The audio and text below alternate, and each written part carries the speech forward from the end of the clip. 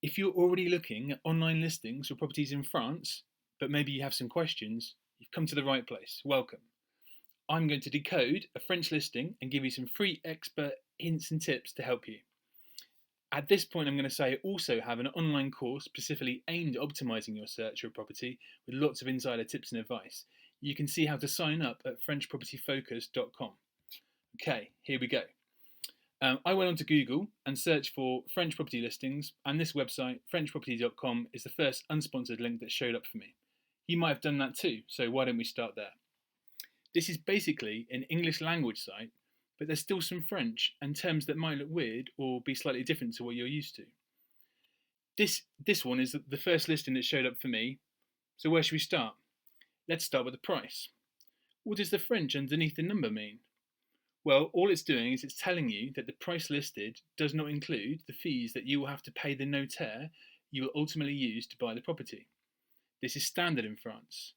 The fees vary, but can be around 7 to 11% depending on the different factors. If you want to learn a little bit more about notaires in France, you can watch my free 30-minute webinar where it's one of the topics I cover. You can find it at FrenchPropertyFocus.com. Let's move on to the property description. In the title, it says 5 rooms, and then just below that, it says 4 beds and 1 bath. Does that mean there's no lounge or kitchen? No, absolutely not. In France, it's common to describe properties by the number of rooms rather than by, say, the number of bedrooms. But importantly, they don't count rooms with water. So in this case, if we look a little further down the listing, we can see that the 5 rooms has not included the kitchen or the bathroom.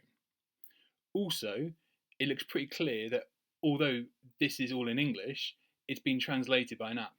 If you read it, you'll see that probably the land isn't a swimming pool. I looked out the ad on the agent's own website, and it's meant to say there is a possibility of building a swimming pool on the land. The other 2 tabs you'll see here are map and energy. If you click on the map, it's just the name of a town and not the actual location of the property. No listing in France will ever show you the exact location. I don't know anything about this property, it's not my listing, but my guess is that it's not even in the town listed. That would be totally standard in France, and there are lots of good reasons for it, but you'll just need to accept that's the way it works. There are some strategies you can use, which I get more into in the course on optimizing your search, but that's just how it works. The last tab for energy is showing you the result of an independent assessment of the property and its energy consumption, or how well insulated the property is, and a separate assessment of the heating in the property. One thing this will tell you is how easy or difficult it will be to heat and cool the property, and therefore how much the running costs are going to be. The last thing I'm going to say on this is that the website is an aggregator. If you fill out the form, they're going to send that information to the agent who has the listing, and that's who will get back to you. Because there is no MLS in France, there are lots of different aggregators, lots of agencies, and lots of websites for you to look through. If you only look on 1 or 2 sites, you'll miss out on lots of properties, and you might miss out on your dream French home. Also, if you only look on the English language ones, you'll probably also miss out on quite a few properties. Hopefully, this has opened your eyes to how much might be different from what you're used to.